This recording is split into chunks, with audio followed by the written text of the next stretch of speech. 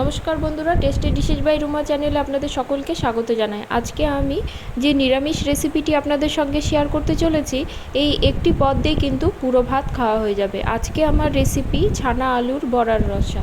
রেসিপিটি করার জন্য আমি নিয়েছি 100 গ্রামের মতো ছানাটা একটু হাত দিয়ে মেখে নেব। তারপরে এর মধ্যে দিয়ে দেব দুটো সেদ্ধ আলুটা একটু গ্রেট করে দেব। আমি দুটো মাঝারি মাপের আলু গ্রেট করে নিয়েছি।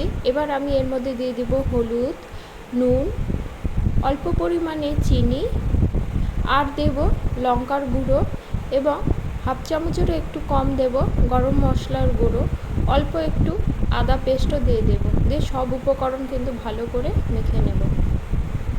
মাখাটা কিন্তু একটু সময় নিয়ে ভালো করে মাখতে হবে। মাখতে মাখতে দেখবেন বেশ মসৃণ এবং বেশ হালকা হয়ে যাবে। এবার আমি এর মধ্যে দিয়ে দিব 2 চামচের মতো ডাল বাটা। আমি মটর ডালের বড়া করার জন্য ডাল রেখেছিলাম, সেই ডাল বাটাটা দিয়েছি। আপনারা চাইলে কিন্তু একটু বেসন দিতে পারেন, এতে বাইন্ডিংয়ের কাজ করবে এবং বড়াটা খেতেও বেশ ভালো লাগবে। ভালো করে আবারও মেখে নেব। আমার ভালোভাবে মাখা হয়ে গেছে। এবার আমি ছোট ছোট বলের আকারে গড়ে নেব। আপনারা কী সাইজে বড়াটা করতে চান সেই হিসাবে বলগুলো গড়ে নেবেন। এবার আমি কড়াতে তেল দিয়ে তাতে বড় করে কেটে রাখা আলুটা ভেজে নেব।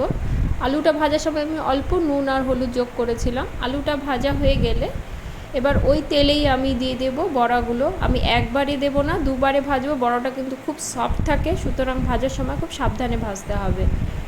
গ্যাসের ফ্লেমটা একদম মিডিয়াম টু লোতে রেখে বড়াটা ধীরে ধীরে ভাজতে হবে, যাতে বড়াটা বাইরেটা বেশ ক্রাঞ্চি হবে এবং কালার ধরা পর্যন্ত কিন্তু ভাজতে হবে। দু পিঠ বেশ লাল করে ভেজে নেব।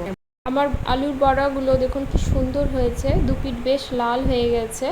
এবার তেল থেকে আমি তুলে নেব। আমি এভাবেই বাকি বড়াগুলো সবগুলো ভেজে নেব। আমার সবগুলো বড়া ভাজা হয়ে গেছে, দেখুন কতটা সুন্দর হয়েছে। খেতেও কিন্তু খুবই ভালো লাগে, শুধু শুধু এই বড়াটা খাওয়া যায়। এবার রান্নাটি করার জন্য আমি একটা ফ্রাই প্যান নিয়ে নেব, তাতে দিয়ে দেব 3 চামচের মতো সাদা তেল। আপনারা চাইলে সর্ষের তেলেও রান্নাটা করতে পারেন। এবার ফোড়নে দেব গোটা গরম মশলা, তেজপাতা এবং একটু জিরে হাত দিয়ে ক্রাশ করে দিয়ে দেব। ফোড়ন থেকে সুন্দর গন্ধ বেরোলে গ্যাসের ফ্লেমটা একদম লোতে করে দিয়ে ফ্রাই প্যানের মাঝখানে দিয়ে দিব 1 চামচ জিরে এবং আদা বাটা। অল্প জল দিয়ে মশলাটা একটু ভালো করে মিশিয়ে নেব। মিশিয়ে নিয়ে এবার আমি এর মাঝখানে দিয়ে দিব হলুদ গুঁড়ো, লঙ্কার গুঁড়ো, আর দেব ধনে গুঁড়ো। ধনে গুঁড়োটা আমি হাফ চামচ দিয়েছি। ঝালের পরিমাণটা আপনারা কী পরিমাণ ঝাল খেতে চান সেই হিসাবে বাড়িয়ে বা কমিয়ে দেবেন। অল্প জল দিয়ে মশলাটা আবারও কষিয়ে নেব। আদার কাঁচা গন্ধ চলে গেলে এবার আমি এর মধ্যে ভেজে রাখা আলুটা দিয়ে দেবো। আরও একটু জল যোগ করে মশলাটা আরও মিনিট 3 মতো কষিয়ে নেব। মশলাটা কষার সময় কিন্তু আমি একটু করে ঢাকা দিয়েছি, ঢাকা দিয়ে দিয়ে কষিয়েছি, এতে আলুটা কিন্তু অনেকটাই সেদ্ধ হয়ে যায়। আমার মশলাটা দেখুন কষানো হয়ে গেছে। মশলাটা কিন্তু সুন্দরভাবে কষানো হয়ে গেছে এবং তেল ছাড়তে শুরু করেছে। এবার আমি এর মধ্যে দিয়ে দিব জল। জলের পরিমাণটা একটু বেশি দিব। এই রান্নাটা কিন্তু একটু ঝোলঝোলি ভালো লাগে এবং একটু পাতলাই ভালো লাগে। আপনারা ঝোলের পরিমাণটা কীরকম রাখতে চান সেই হিসাবে জলের পরিমাণটা কম বা বেশি করে দেবেন। স্বাদ অনুসারে দিয়ে দিব নুন, আর দেব দুটো কাঁচা লঙ্কা। ঢাকা দিয়ে আলু সেদ্ধ হওয়া পর্যন্ত রান্না করে নেব। ঢাকা খুলে দেখে নেব, দেখুন কি সুন্দর কালারটা এসেছে। ঢাকা খুলে এবার দেখে নেব আলুটা আমার সেদ্ধ হয়েছে নাকি। আলুটা কিন্তু আমার সুন্দরভাবে সেদ্ধ হয়ে গেছে। যেহেতু নিরামিষ রান্নায় একটু চিনি দেব, চিনিটা দিলে টেস্টটাও বেশ ব্যালেন্স হয়।